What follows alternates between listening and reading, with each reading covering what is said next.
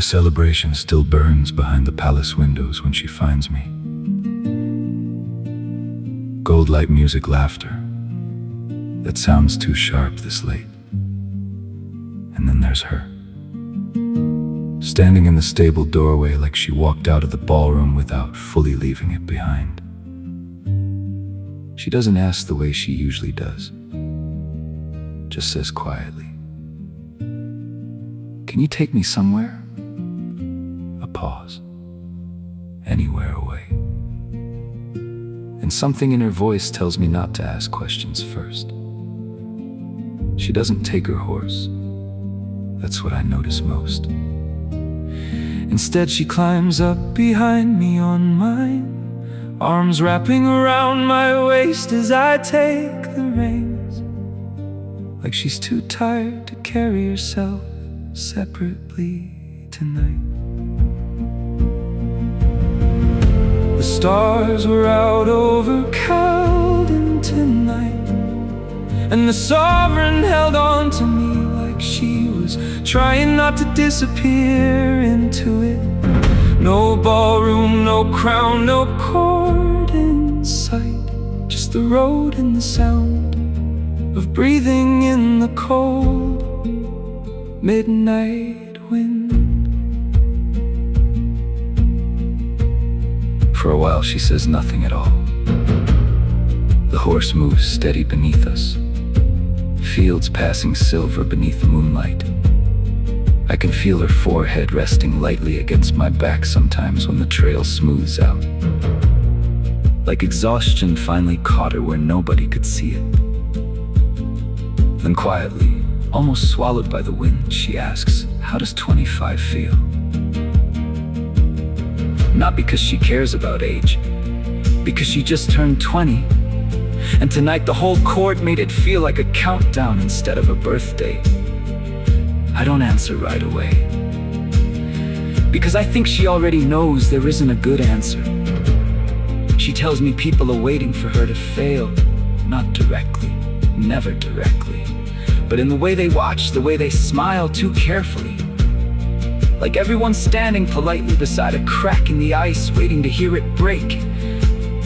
We end up back at the river somehow, like the horse remembered before either of us did.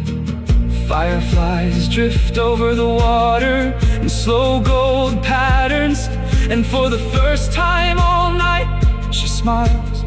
Small, real, tired, but real. She sits near the edge of the pond, staring at her reflection like she's trying to recognize which version of herself everyone else sees. I don't know what to say, so I don't. Then she looks over and asks softly, "Will you sit with me? Not as a sovereign, just as Liana." So I do. Midnight, resting over the river bend, fireflies moving like little falling stars around us. And Liana beside me in the quiet, looking smaller than the kingdom ever lets her be. She leans against my shoulder after a while, not dramatically, just slowly, like tiredness finally outweighed pride. The river keeps moving beside us, the fireflies keep drifting through the reeds, and somewhere past midnight, she falls asleep there, still leaning against me. I sit completely still, because waking her feels cruel, but going back feels dangerous too. The court finds the sovereign asleep beside a stable boy by the river at midnight. They won't see this for what it is. They'll turn it into something else, something uglier. So I just sit there for a little longer, listening to the water, feeling the weight of her head against my shoulder.